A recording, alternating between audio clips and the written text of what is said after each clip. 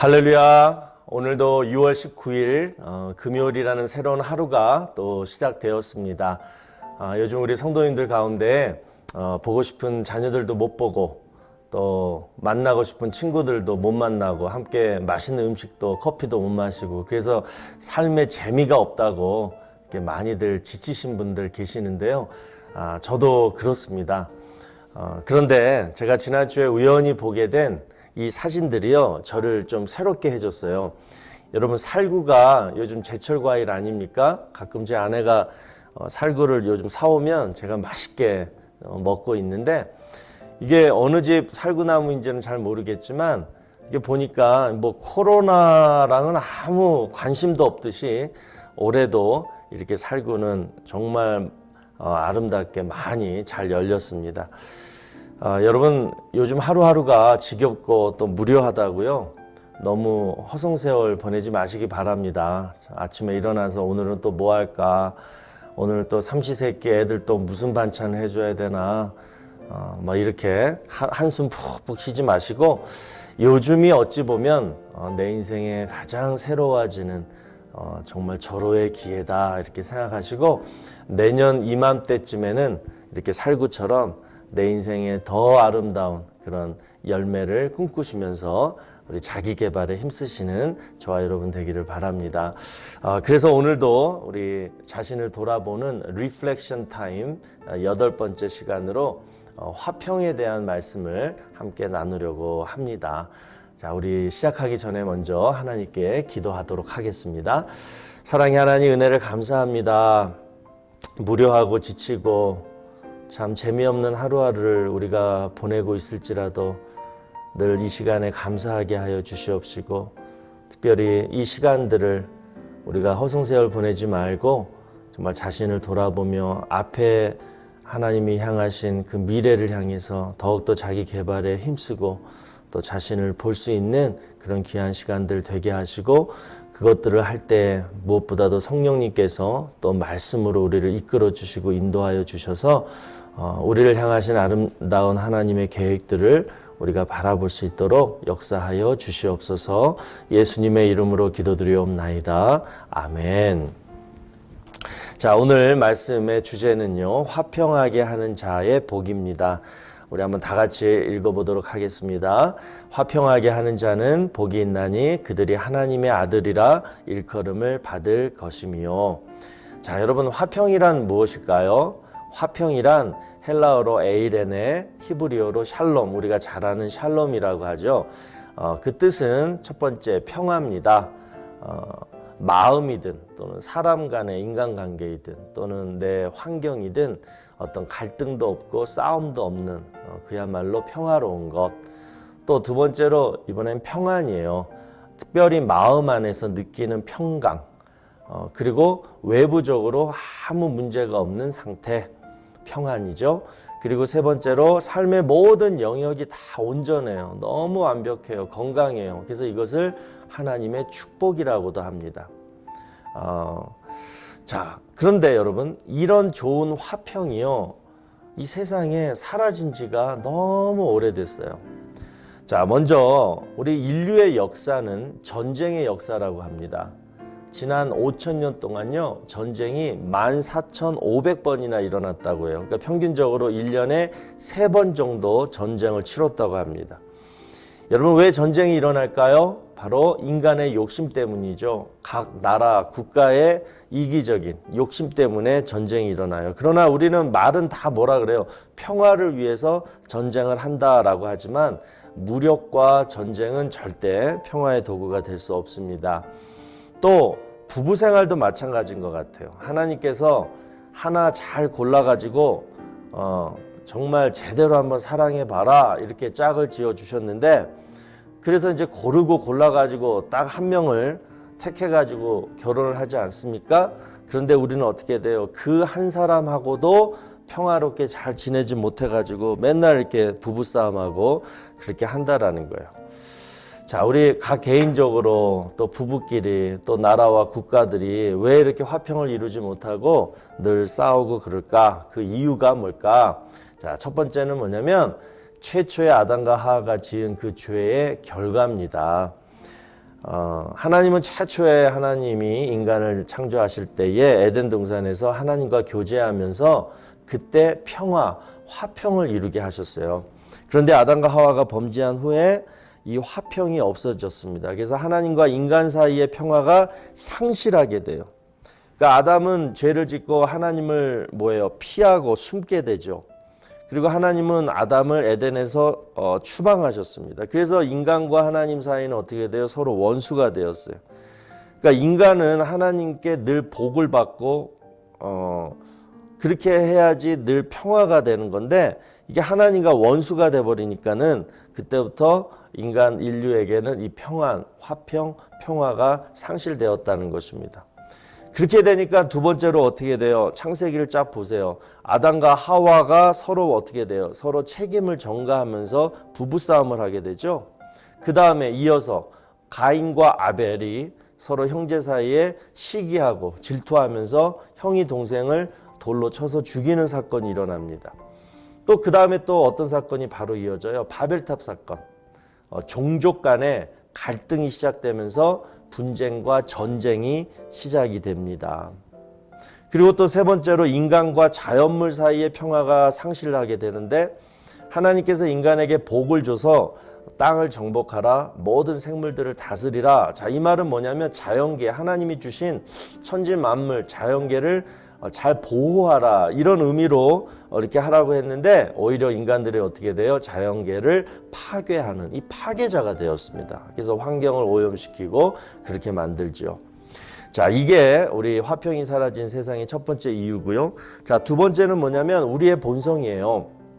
지난번에도 살펴봤지만 갈라디아서 5장 19절에 육체의 일은 분명하니, 이 얘기는 뭐예요? 우리가 육체로 살고 있는 한, 즉 우리가 천국 가기 전 호흡하는 날 동안은 늘 우리 안에 뭐가 있어요? 음행, 더러운 거, 호색, 우상숭배, 주술 쫙 있잖아요. 근데 제가 줄 쳐놓은 거 보세요.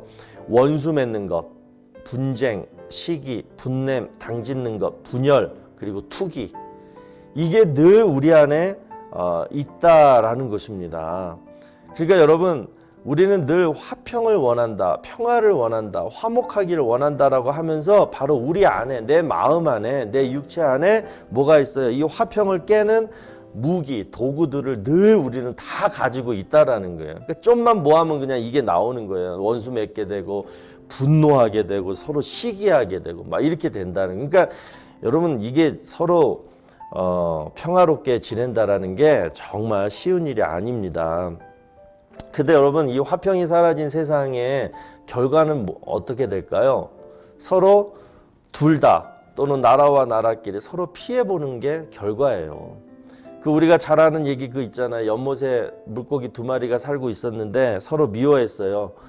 그래서 어느 날 막 말다툼을 하다가 끝내 어떻게 돼? 치고받고 막 싸우다가 힘센 물고기가 힘이 없는 물고기를 물어뜯어 죽였습니다. 그리고 이제 살아남은 그 큰 물고기는 신이 났죠. 그런데 얼마 지나지 않아서 어떻게 돼요? 그 연못에 죽은 물고기 때문에 그 시체가 썩어가지고 오염이 되죠. 결국 남은 물고기도 그 물에 살다가 병들어서 죽게 되었다. 그러니까 여러분, 서로 화목하게 지내지 않으면 부부끼리도 또는 성도들끼리도 친구들끼리도 서로 하여튼간 이렇게 불화가 있으면요, 서로가 힘든 거예요. 이게 화평의 이유입니다. 그러면 여러분, 이런 화평은 우리가 어떻게 이제 해야 되느냐, 어떻게 해야죠, 어디서 오는가, 이거에 대해서 살펴보는데요. 뭐 여러 가지가 있죠. 뭐 예를 들면 뭐 오늘 아침에 운동을 해도 내 마음에 평안이 와요. 또 아침에 또 따뜻한 차 한 잔을 마셔도 또 마음이 평안이 와요. 뭐 여러 가지 뭐 그런 방법들이 있겠지만 가장 본질적이고 근본적인 방법, 그것은 뭐냐면 하나님과 올바른 관계를 우리가 맺을 때 하나님으로부터 주어지는 것이 바로 화평입니다. 자, 그 이유가 뭐냐? 하나님의 나라는 먹는 것과 마시는 것이 아니요 오직 성령 안에서 의와 평강과 희락이라. 여러분, 하나님의 나라가 뭐예요? 하나님의 다스림을 받는, 하나님과 동행하는, 하나님을 너무 좋아하고 사랑하는 그 시간, 그 장소가 하나님의 나라인데 그곳에는 뭐가 있냐면 의와 평강과 희락이 있다라는 거예요. 그러니까 하나님과 올바른 관계를 맺게 되면 그냥 평강이 피조물이기 때문에 자연스럽게 하나님에게 주어진다라는 것입니다. 또 하나님은요 우리에게 평강 주시기를 원하세요. 평강의 주께서 친히 때마다 일마다 너에게 평강 주시기를 원하노라. 하나님은 주시기를 원하세요. 평강, 화평, 평화를. 그러니까 그 하나님하고 내가 잘만 지내면 내 마음, 삶이 평강이 된다는 거예요. 또 하나 더 볼까요? 하나님은 어지러움의 하나님이 아니시오 오직 화평의 하나님이시다. 하나님의 이름이 화평의 하나님이에요. 여호와 샬롬, 화평의 하나님이시기 때문에 우리 하나님과 잘 지내시면 상황이 어떻더라도 여러분 우리는 다 화평을 누리게 될 줄로 믿습니다. 또 하나 덧붙여서 하나님이 주시는 화평, 평강은요 우리 인간들이 누리는 아까 제가 얘기했던 뭐 운동하고 나서 어떤 차 한 잔 마시고 나서 뭐 사람들과 만남을 갖고 나서 이런 어떤 화평하고 또 달라요. 자, 빌립보서 4장 7절에 그 화평을 뭐라고 얘기하냐면 모든 지각에 뛰어난 하나님의 평강이라고 얘기합니다. 요한복음 14장에도 말씀하시죠. 평안을 너에게 끼치더니 곧 나의 평안을 너에게 주노라. 하나님이 주시는 평안에 대해서 뒤에서 뭐라고 얘기하냐면 내가 너희에게 주는 것은 세상이 주는 것 같지 아니하니라. 그러니까 여러분 구별하셔야 돼요. 세상이 주는 우리 인간이 만들어서 갖게 되는 그런 화평, 평강이 하나님이 주시는 평강이 아니라 하나님이 주시는 화평, 평강은 모든 지각에 뛰어난 하나님의 평강이라는 거예요. 그러니까 우리가 보고 느끼고 맛보고 듣고 누리고 느끼는 이런 어떤 그런 지각, 그런 감각을 뛰어넘는 평강이다. 그래서 여러분 바울 서신 중에 옥중 서신 같은 거 보시면 여러분 그 꽉 막힌 감옥에서 어떻게 평강을 누리게 됩니까? 그러나 바울이 계속해서 말씀하는 건 뭐예요? 거기서 누리는 평강과 기쁨을 얘기하고 있어요. 그러니까 여러분 우리의 미래가 또는 우리의 지금 현실이 정말 앞뒤가 다 막히고 정말 희망이 없어 보이더라도 우리 하나님과 올바른 관계를 맺게 되실 때에 세상이 주지 아니하는 놀라운 지각에 뛰어나신 하나님의 평강이 여러분 가운데 임하게 될 줄로 믿습니다. 자, 그러면 좀 더 구체적인 방법으로 그러면 하나님과 올바른 관계를 맺을 때에 그 얘기는 뭐냐? 예수님을 믿으라예요. 하나님과 올바른 관계를 맺으려면 어떻게 되느냐? 지금 현재 예수님을 믿고 그다음에 예수님의 말씀을 내 마음에 채우고 그리고 늘 예수님을 품는 거예요. 예수님을 품는 거예요. 그 이유가 에베소서 2장 14절에 나오죠. 그는 우리의 화평이신지라. 자, 보세요. 둘로 하나를 만드사 중간에 막힌 담을 허시고 여기서 막힌 담은 하나님과 우리와의 막힌 담이에요. 그거를 예수님이 오셔서 허셨다는 거예요. 그리고 쭉 보다가 이는 이 둘로 자기의 안에서 한 세 사람을 지어 화평하게 하시고 또 십자가로 이 둘을 한 몸으로 하나님과 화목하게 하려 하십니다. 그러니까 하나님이요 아담과 하와의 범죄로 인해서 인간과 하나님이 서로 원수가 되었는데 이 원수된 관계를 서로 화목하게 하시려고 누구를 이 땅에 예수님을 이 땅에 보내주셔서 바로 이 화평을 위해서 예수님이 십자가에 달려 돌아가신 거예요. 그러니까 하나님과 화목과 관계가 되려면 오직 방법은 예수님, 그 예수님을 믿는 방법밖에 없습니다. 예수님이 하나님과 우리와의 관계를 화목하게 하시려고 십자가에 달려 돌아가셨기 때문에 그래서 그 예수님만 믿을 때 우리는 하나님과 다시 화목하게 될 수가 있다라는 거예요. 그렇게 되면 어떻게 됩니까? 우리의 삶이, 우리의 마음이 지각에 뛰어난 하나님의 평안으로 채워진다라는 거예요. 그러니까 여러분 예수님을 믿으시고 늘 예수님을 생각하시면서 예수님을 삶 속에서 품게 되시기를 바라고요. 그리고 두 번째는 뭐냐? 내가 평안할 수 없을 때 이런 상황에서 내가 정말 어떻게 화평을 누려 말도 안 돼. 이런 상황일 때 여러분 나를 하나님과 화목하게 해주신 그 예수님께 내 모든 염려와 걱정 두려움을 다 맡기라는 거예요. 그래서 베드로전서 5장 7절에 너희 염려를 다 주께 맡기라 이는 그가 너희를 돌보심이라. 자, 여러분 그렇지 않습니까? 우리가 예수님 때문에 하나님과 화목하게 되었는데 화목하고 말면 안 되죠. 어떻게 돼요? 쭉 이어가야죠. 자, 그것도 방법을 주신 거예요. 예수님께 맡기라. 예수님의 이름으로 기도합니다. 아멘. 그러니까 기도하라는 거 아니에요. 염려를 주님께 다 맡기라. 그러면 너희를 돌보심이라. 자, 옆에 여러분 그림 보세요. 이게 지금 뭐 배에 풍랑이 일어난 것 같죠. 그래서 배가 막 조난당할 위험에 처했는데 거기에 탄 아이들이 다 웃고 있습니다. 해맑게. 그 이유가 뭐예요? 그 배의 선장이 예수님이라는 거 아니에요. 그러니까 이게 여러분 정말로 세상이 줄 수 없는 평강이에요. 그렇죠? 예수님이 우리 인생의 선장이 되실 때 핸들을 잡고 계신다라면 내가 빨리 내 운전석에서 내려와야 돼요. 그리고 내 핸들을 우리 주님께 맡기는 거예요. 그리고 가십시오. 저는 따라가겠습니다. 늘 제가 조수석에 우리 예수님 옆에 앉아가지고 주님과 대화하면서 기도하면서 찬양하면서 말씀 보면서 신앙생활하면서 우리 예수님께 영광 돌리면서 아름답게 섬기면서 저는 따라가겠습니다. 그러면 예수님이 내 인생 책임져 주시는 거예요. 드라이브 멋있게 해주시는 거예요. 자, 그렇게 여러분 이렇게 사는 것이 화평을 얻는 구체적인 방법인 줄로 믿습니다. 자, 여러분 우리 어떤 공동체든 이렇게 가보면요 두 종류의 사람을 우리가 볼 수가 있죠. 한 사람은 그 사람만 그 공동체에 없으면 참 좋겠다 이런 분이 계세요. 그 사람만 있으면 하여튼간 분쟁이 일어나고 다툼이 일어나는데 반면에 어떤 공동체마다 정말 이 사람만 오면 그냥 화기애애해지고 따뜻해지고 훈훈해지고 또 밝아지고 이런 사람이 있어요. 자, 그런 사람을 우리는 피스메이커라고 부릅니다. 자, 오늘 우리 주제가 바로 이거거든요. 피스메이커, 화평케 하는 자. 그 공동체를 화평케 만드는 자. 이런 사람을 얘기하는데, 자, 여러분 이 피스메이커는요. 해도 되고 안 해도 되고 이런 게 아니에요. 자, 제가 중요한 걸 빼먹었네요. 자, 오늘 복 있는 자는 했는데 그 복 있는 자가 누구냐면 아까 우리가 지금까지 얘기했던 평안을 누리는 자가 복이 있다라고 얘기 안 하고 뭐예요? 그 화평을 만드는 자, 화평하게 하는 자가 복이 있다라고 얘기했기 때문에 자, 우리 오늘 이 시간은 피스메이커, 어떻게 하면 피스메이커를 해야 되느냐? 그거에 대해서 우리가 공부를 좀 해야 될 것 같습니다. 자, 이어서 피스메이커는 해도 되고 안 해도 되는 것이 아니라 뭐예요? 꼭 해야 돼요.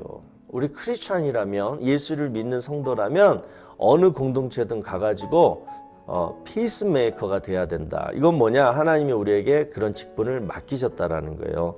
모든 것이 하나님께로서 났으며 그가 그리스도로 말미암아 우리를 자기와 화목하게 하시고 또 우리에게 화목하게 하는 직분을 주셨으니, 그러니까 우리가 믿는 예수님이 하나님과 우리를 화목하게 하셨으니까 우리도 그 예수를 믿는다면 어떻게 돼요? 우리도 화목하게 하라는 거예요. 누구와 누구? 인간과 인간을 화목하게 하고, 또 지금도 하나님을 안 믿는 자들, 그러면 하나님과 그 사람을 서로 화목하게 하는 예수의 역할을 우리에게 맡기셨다라는 것입니다. 그래서 여러분 우리 꼭 해야 돼요. 자, 어디서 해야 되느냐? 먼저 가정 안에서 해야 됩니다. 집안에서 피스메이커가 되지 못하면 안 돼요. 자, 잠언 17장 1절에 마른 떡 한 조각만 있고도 화목하는 것이 육선이 집에 가득하고 다투는 것보다 나으니라. 그러니까 집이 가난해도 여러분 화평한 가정이 더 축복된 가정이라는 거 아닙니까? 그것을 위해서 내가 피스메이커가 돼야 된다는 거. 또 두 번째는 교회 안에서 꼭 그래야 돼요. 평안에 매는 줄로 성령이 하나 되게 하신 것을 힘써 지키라. 성령의 교통으로 성도와 성도 간의 관계는 서로 뭐예요? 평안해야 돼요. 늘 교회가 평안해야 돼요. 저는 교회 이름 중에 제일 좋은 게 평안교회예요. 평안교회. 교회는 은혜와 평안이 넘쳐야 돼요. 자, 그것을 위해서는 어떻게 되냐? 성도들이 서로 지키라. 힘써 지키라. 서로 피스메이커가 돼야 된다. 또 로마서 12장에서는 할 수 있거든 너희로서는 모든 사람으로 더불어 평화하라. 뭐 누구 가릴 거 없어요. 이 안에는 원수도 들어가 있습니다. 그러니까 모든 사람들과 평화하라. 자, 여러분 꼭 기억하시고요. 자, 그런데 자, 보세요, 여러분. 하나님이 아무리 나에게 화목하게 하는 직분을 맡기시고 또 가정에서 피스메이커 되고 교회에서 피스메이커 되고 모든 사람들에게 피스메이커 돼서 서로 화평하는 거, 이거 싫어하는 사람이 어디 있어요? 다 좋아하죠. 그런데 뭐 때문에 우리가 이걸 못해요? 바로 이거예요. 희생을 못해서 우리가 피스메이커가 못 되는 거 아닙니까? 그래서 피스메이커는 희생해야 된다. 십자가 없이는 면류관 없다. 예수님이 십자가 달려 돌아가시지 않았다면 지금의 면류관 없는 거잖아요. 마찬가지예요. 우리가 예수 믿는다고 하면서도 내가 희생하지 않고 헌신하지 않으면 안 된다는 거예요. 그래서 하나님의 아들 예수님처럼, 예수님이 하신 희생처럼 우리도 그 희생을 감당하게 될 때 우리가 가정에서, 교회에서 모든 사람들에게 피스메이커가 될 수 있다라는 것입니다. 자, 그런데 이제 반면에 트러블 메이커 얘기를 해야 될 것 같아요. 아까 얘기했던 어느 공동체든 이 사람만 있으면 늘 다투고 또 막 분쟁이 일어나는데요. 자, 그 사람의 특징이 뭘까? 두 가지, 세 가지로 오늘 한번 살펴보려고 하는데요. 자, 제가 이 도움을 좀 받았어요. 나는 왜 저 인간에게 휘둘릴까라는 책을 쓴 가타다 다마만이라는 정신건강의학과 의사가요. 트러블 메이커의 특징이에요. 남을 휘두르는 사람의 심리 8가지를 어디다 써놨더라고요. 제가 이걸 발췌해 왔는데 하나씩 한번 보십시다. 자, 이런 사람이에요. 트러블 메이커는 스스로를 과대평가하는 사람. 그러니까 어떻게 저 사람은 저런 착각을 할까 싶을 정도로 본인은 능력이 많고 뭐 외모가 뛰어나고 이걸 혼자 스스로 이렇게 높이 평가하는 경향이 있는 거예요. 자, 이런 사람은 현실을 잘 직시하지 못한대요. 그리고 현실적인 판단이 좀 둔감해요. 그러니까 남을 그렇게 힘들게 만드는 거죠. 또 두 번째는 본인은 특별하다라는 특권의식에 막 그냥 사로잡혀 있다는 거예요. 나는 학벌, 직업, 외모, 재산 이런 거에 대한 어떤 특권의식. 그래서 나는 특별한 존재다. 그렇기 때문에 본인이 실수해도 너희는 나를 용서해야 된다. 너희는 나를 이해해야 된다. 이런 식인 거예요. 본인은 못하고 남들 보러 나를 이해해라, 용서해라 이렇게 한다는 거예요. 뭐 때문에 특권의식이 있다는 거예요. 또 세 번째는 지배 욕구가 강합니다. 독재자처럼. 그러니까 무엇이든지 자기 생각대로, 자기 계획대로 되지가 않으면 그냥 마음에 성이 차지 않는 거예요. 만족이 안 되는 거예요. 그래서 이 사람들의 특징이 뭐냐면 자기의 이 욕구가 안 채워지지 않으면요. 거식증이나 폭식증, 밥을 막 그냥 많이 먹는다든가 그래서 섭식장애를 많이 일으킨다라고도 합니다. 또 네 번째로 자신만의 규칙, 자신만의 어떤 규칙 아웃라인을 남에게 강요해요. 너는 이렇게 해야 돼. 그런데 좋은 점 하나는 뭐냐면 이런 사람이요 좀 성실하대요. 또 꼼꼼하고 또 완벽함이 돋보인다라고 합니다. 하지만 늘 자기 의견을 다른 사람에게 강요하는 이런 억지를 부리기 때문에 항상 이 사람이 문제라는 거죠. 자, 그런데 그 내면에는 저는 이 문장이 참 마음에 와닿는데요. 왜 이러느냐 그 사람이. 그게 뭐냐면요 이거예요. 본인의 견해나 가치관을 남한테 강요하는 이유가 자신의 우월성을 과시하고 싶거나 또는 자신의 불안감을 없애려는 욕망이 있기 때문이다. 저는 여기서 특별히 자신의 불안감.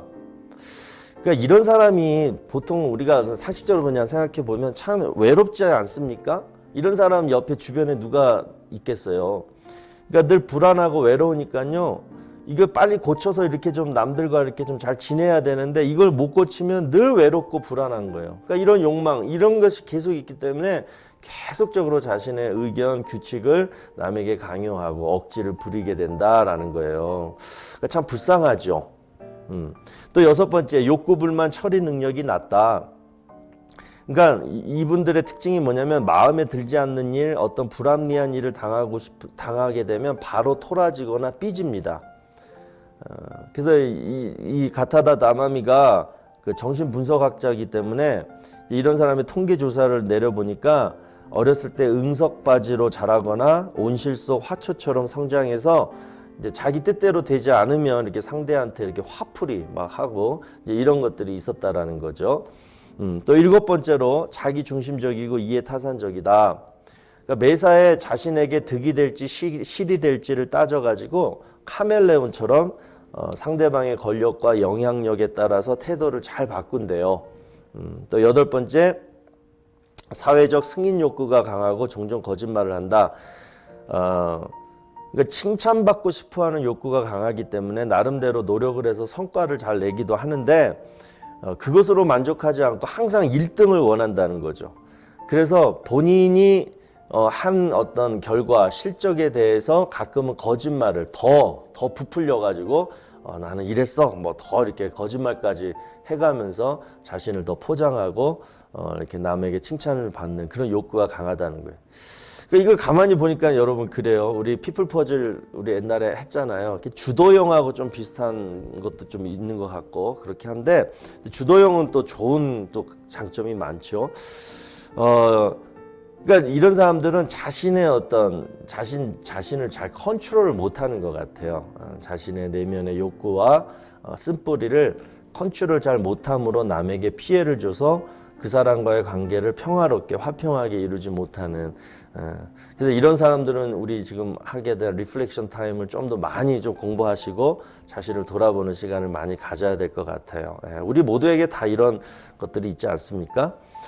또 우리 그 성경에 그리스도인들이 하지 말아야 될 성도들이 입술을 화평의 도구로 삼아라. 그래서 말에는 살리는 말이 있고 죽이는 말이 있는데 특별히 여러분 사람들과 화평하게 지내기 위해서는 우리 이 성경 말씀에서 말씀하는 우리 이 입술에 대한 것을 좀 봤으면 좋겠어요. 거짓말하지 말아야 되죠. 거짓말하면 절대 그 관계는 화평의 관계가 될 수가 없습니다.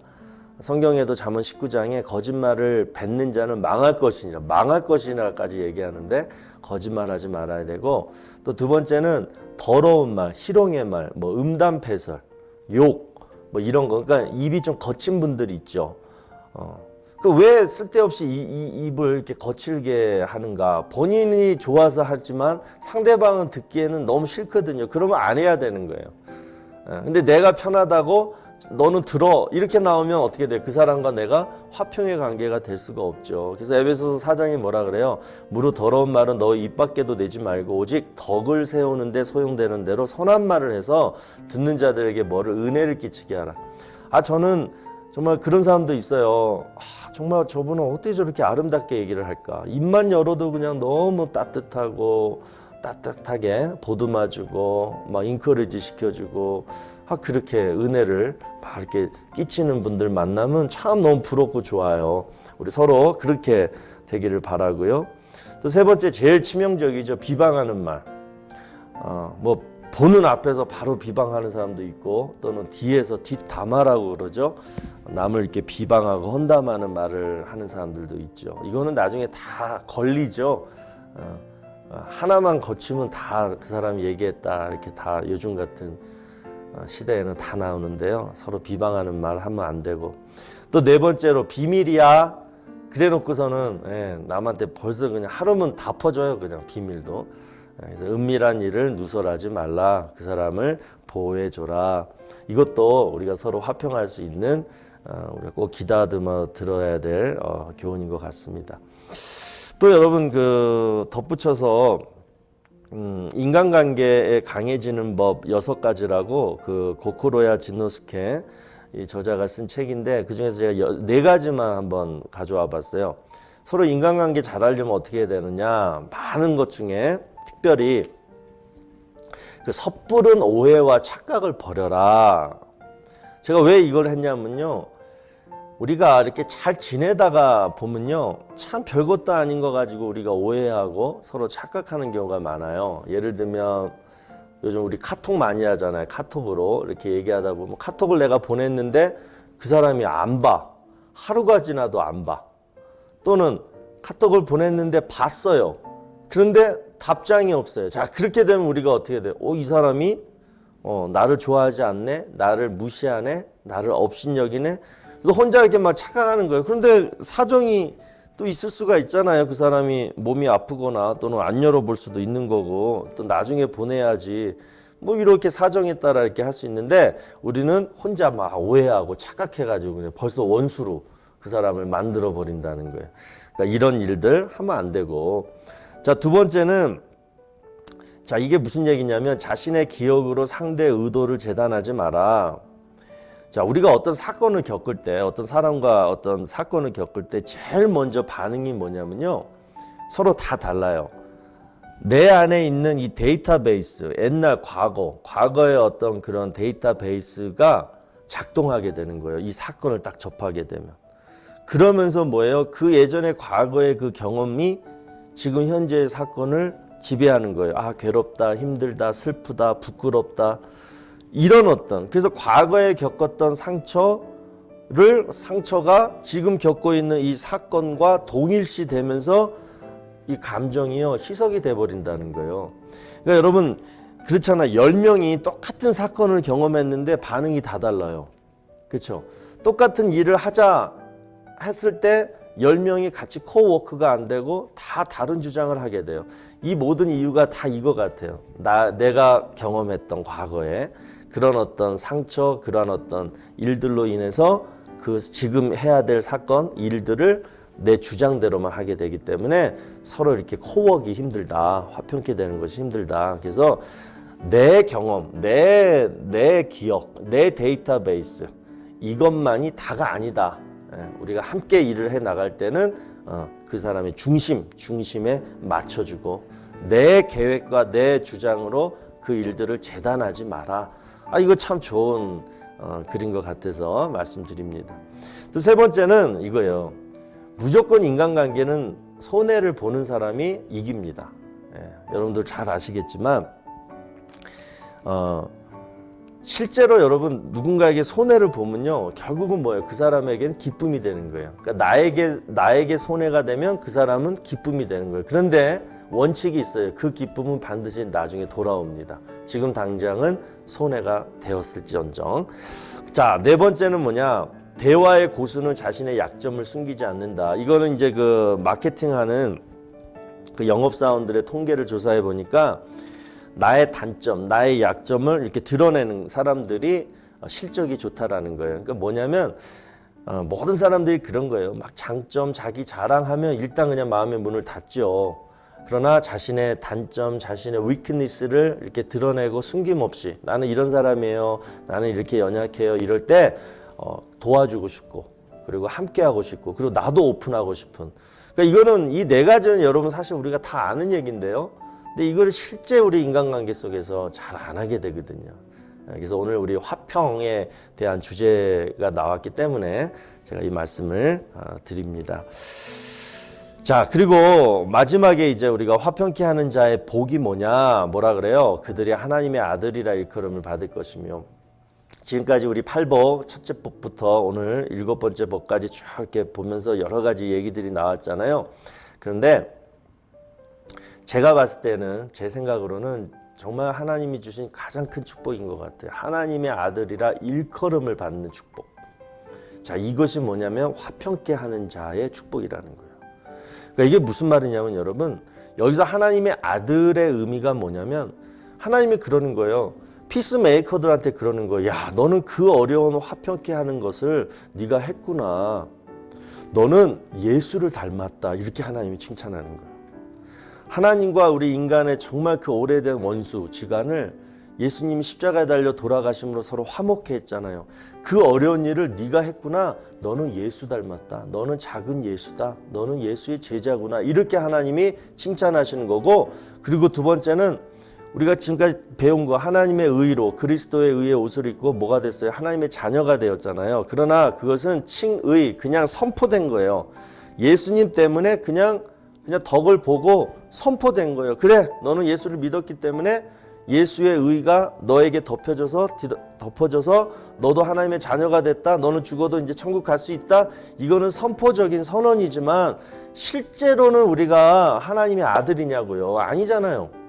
하나님의 아들, 하나님의 자녀라면 경건해야 돼요. 거룩하게 살아야 되고 정말 하나님의 말씀대로 살아야 되지만 우리는 실제로 그렇게 살지 못하고 예전 과거의 모습 그대로 이렇게 살잖아요. 그런데 하나님께서 그러시는 거예요. 화평케 하는 자들에게는 야, 너는 정말 내 아들이다.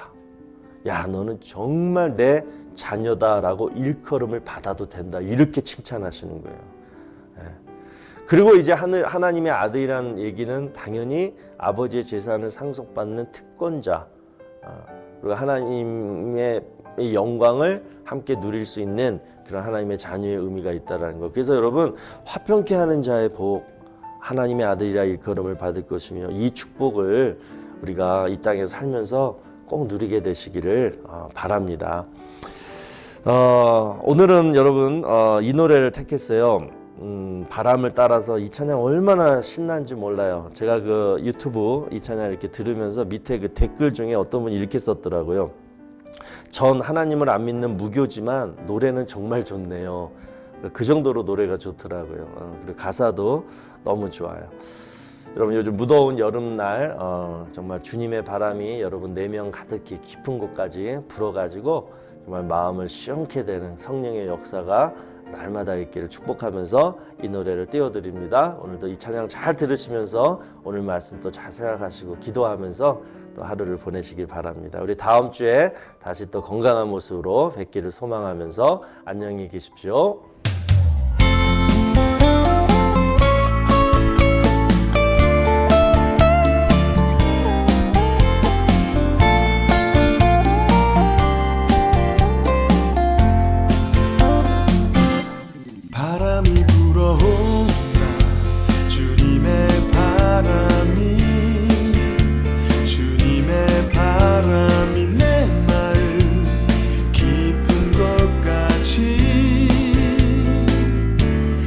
바람 타고 내 맘에 들어와 버렸네. 주님의 사랑이 내 마음 깊은 곳에 주님이 있네. 바람이 불어온다. 주님의 바람이 내 마음 깊은 곳까지 그 바람 타고 내 맘에 들어와 버렸네. 주님의 사랑